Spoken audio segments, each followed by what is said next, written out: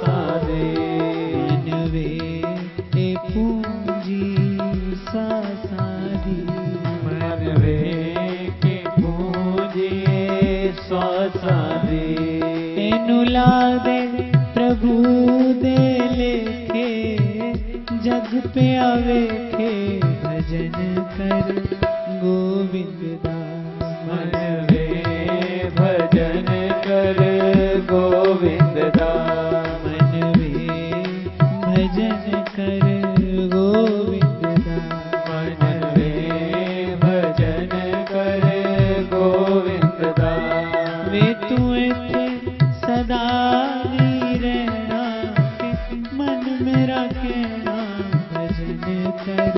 गोविंद दास। मन वे भजन कर गोविंद दास। मन वे भजन कर गोविंद दास। मन वे भजन कर गोविंद दास। गोविंद राधे माधवा गोपाल राधे माधवा। गोविंद राधे माधवा गोपाल राधे माधवा। इन माता जी को वहीं पीछे बैठाओ।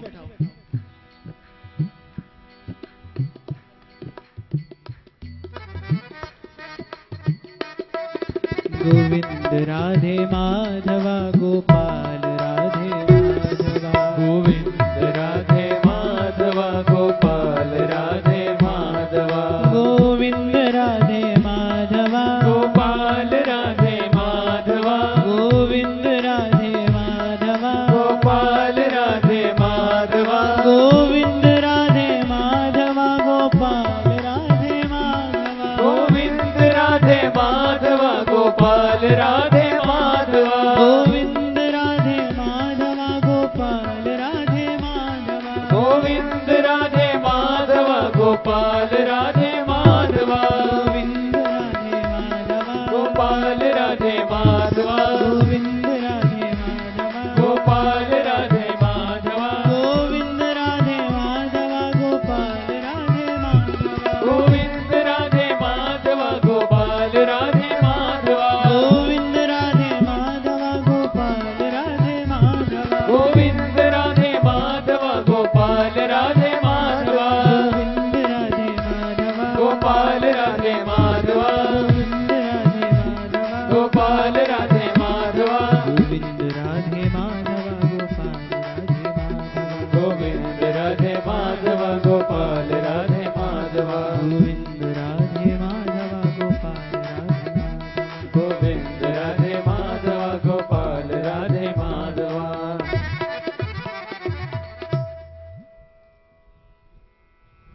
देखने में कई बार आता है कि लकड़ी का संग पाके लोहा भी जल से पार हो जाता है। आप कभी ठाकुर जी के लिए एक गुलाब के पुष्प की माला लो ना, तो पलाश के पत्ते में वो माला लिपटी होती है।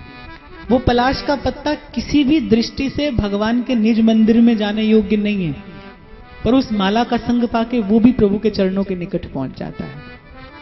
बात योग्यता और अयोग्यता की नहीं है, बात इस जीवन में संग की है कि आप संग किसका करते हैं। महाप्रभु अपने हार्द ग्रंथ श्री राधा सुधा निधि में एक बड़ी सुंदर बात कहते हैं। बोले ये क्रूरा अपि पापिनो न च सताम संभाष्य दृश्याश्चय सर्वान वस्तु निरीक्षया स्वाराध्य बुद्धिर्मम। बोले वृंदावन में वास करने वाला कोई क्रूर है, कोई पापी है, बोले इतना कुटिल है कि वो बात करने योग्य भी नहीं है, पर फिर भी वो वृंदावन का वास करता है, इसीलिए उसके प्रति मेरी आराध्य बुद्धि है। बड़ी बात यह है कि आप जीवन में संग किसका करते हैं, आपका मन किसका संग करता है, आपके चित्त की वृत्तियां किस बात का संग करती हैं, किस भाव का संग करती हैं। भक्तमाल में ऐसे अनेक अनेक भक्तों के उदाहरण भरे पड़े हैं जिन्होंने घोर संसार के मध्य रहकर उनके चरणों की प्राप्ति की है।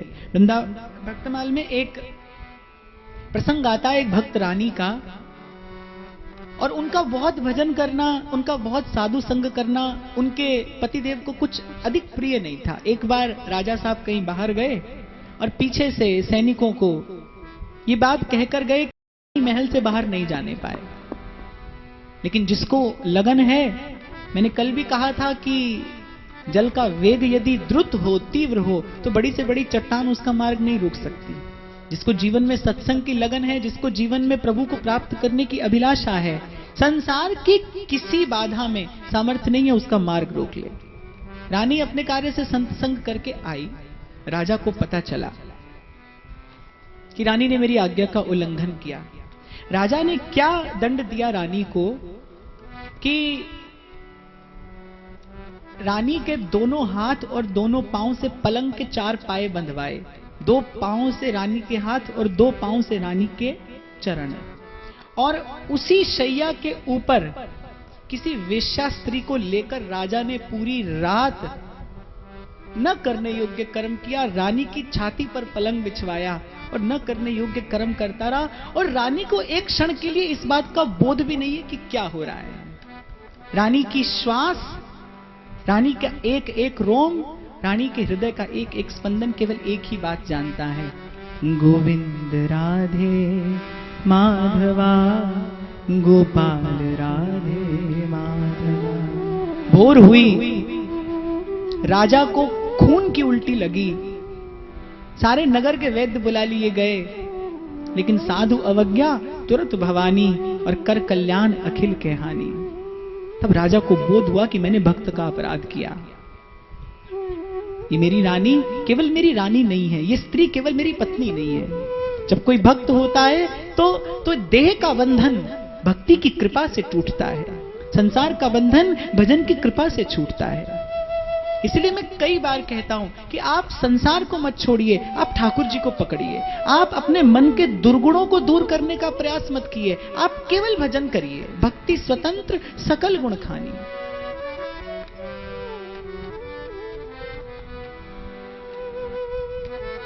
सबसे महत्वपूर्ण बात बस जीवन में यही है, आपका संग ही आपका जीवन निर्माण करता है, आपका संग ही आपको बनाता है।